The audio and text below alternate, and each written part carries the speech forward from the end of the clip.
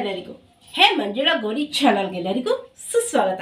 ಇವತ್ತೊಂದು ಆರೋಗ್ಯಕರ ತಂಬುಳಿ ರೆಸಿಪಿನ ಹೇಳ್ಕೊಡ್ತಿದ್ದೀವಿ.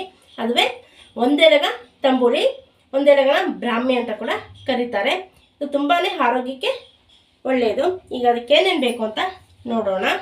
ಮೊದಲಾಗಿ ಒಂದೆಲಗ ಸೊಪ್ಪನ್ನ ಒಂದು 25 ಎಲೆಗಳನ್ನ ತೊಗೊಂಡಿದ್ದೆ, ಕ್ಲೀನಾಗಿ ತೊಳ್ಕೊಂಡು, ಕೊಬ್ಬರಿ ತುರಿ, ಜೀರಿಗೆ, ಒಂದು 10 ಮೆಣಸಿನಕಾಳು, ರುಚಿಗೆ ತಕ್ಕಷ್ಟು ಕಲ್ಲುಪ್ಪು ಹಾಗೂ ಮೊಸರು, ನೀರು, ಇದಕ್ಕೆ ಬೇಕಾಗಿರುವ ಸಾಮಗ್ರಿಗಳು. ಈಗ ಮೊಸರನ್ನ ಕಡಿದ್ಕೊಳ್ಳೋಣ, ಮಿಕ್ಸಿ ಜಾರ್ಗೆ ಹಾಕ್ಕೊಳ್ಳೋಣ, ಉಪ್ಪಳ ಹಾಕ್ಕೊಳ್ಳೋಣ. ಈಗ ಮಿಕ್ಸಿ ಜಾರಲ್ಲಿ ಕಡಿಯೋದಿದ್ರೆ ಕಟ್ಕೋಬೋದು, ಇಲ್ಲ ಮಿಕ್ಸಿಲಾದ್ರೂ ಹಾಕ್ಕೋಬೋದು.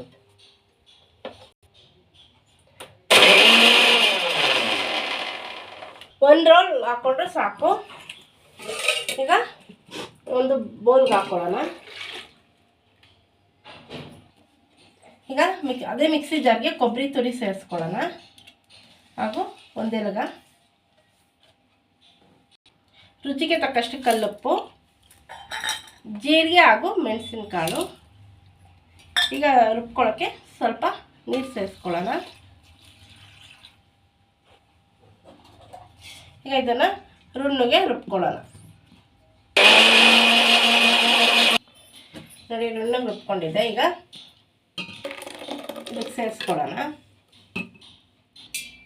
ಈಗ ಎಷ್ಟು ಬೇಕೋ ಅಷ್ಟು ನೀರು ಸೇರಿಸ್ಕೊಳ್ಳೋಣ. ಮೊಸರಲ್ಲಿ ಒಂದು ರೋಲ್ ಹಾಕ್ಕೊಂಡಿರೋದಲ್ವ, ಸ್ವಲ್ಪ ನೀರು ಸೇರಿಸ್ಕೊಳ್ಳೋಣ.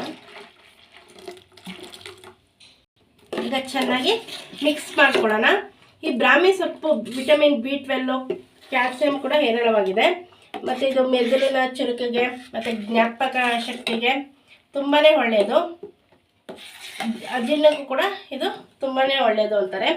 ಈಗ ಇದಕ್ಕೆ ಹೆಚ್ಚಿನ ಮಸಾಲ ಬೇಡ, ಬೇಸಿಗೆ ಕಾಲ ಆಗೋದ್ರಿಂದ ಕಡಿಮೆ ಮಸಾಲದಲ್ಲಿ ಮಾಡಿರೋದು. ಒಗ್ಗರಣೆ ಕೂಡ ಬೇಡ. ಈ ಬ್ರಾಹ್ಮಿ ಸೊಪ್ಪನ್ನ ತುಪ್ಪದಲ್ಲಾಗಲಿ ಹುರಿಯೋದ್ರಿಂದ ಅದರ ಒಂದು ವಿಟಮಿನ್ಸ್ಗಳು ಹೋಗ್ಬಿಡುತ್ತೆ.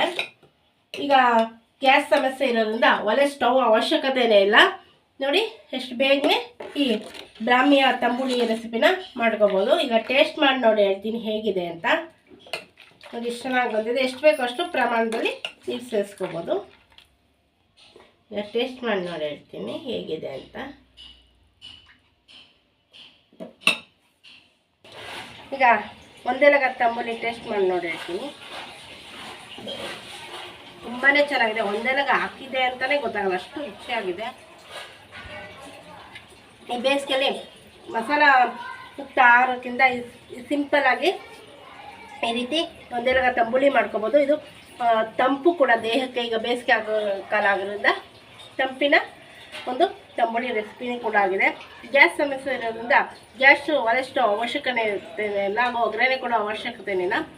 ಬೇಗನೆ ಸುಲಭವಾಗುತ್ತದೆ. ನೀವು ಕೂಡ ಮನೆಗೆ ಟ್ರೈ ಮಾಡಿ ನೋಡಿ. ಈಗ ಸಮ್ಮರ್ ಸೀಸನ್ ಆಗಿರೋದ್ರಿಂದ ನಿಮಗೆಲ್ಲರಿಗೂ ಇಷ್ಟ ಆಗುತ್ತದೆ.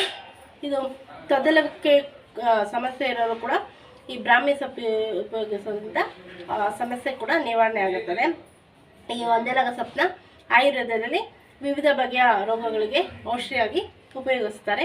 ನೀವೇನಾದ್ರು ನಮ್ಮ ಈ ಚಾನಲ್ಗೆ ಹೊಸಬರಾಗಿ ದಯವಿಟ್ಟು ನಮ್ಮ ಚಾನಲ್ನ ಸಬ್ಸ್ಕ್ರೈಬ್ ಮಾಡ್ಕೊಳ್ಳಿ, ಬೆಲ್ಲೈಕನ್ನ ಕ್ಲಿಕ್ ಮಾಡಿ, ಲೈಕ್ ಮಾಡಿ, ಶೇರ್ ಮಾಡಿ, ಕಮೆಂಟ್ ಮಾಡಿ, ನಮಗೆ ಸಪೋರ್ಟ್ ಮಾಡಿ ಹಾಗೂ ಎಂಕರೇಜ್ ಮಾಡಿ. ನಿಮ್ಮ ಫ್ರೆಂಡ್ ಹಾಗೂ ರೇಟ್ಗೆ ಶೇರ್ ಮಾಡಿ. Thank you for watching.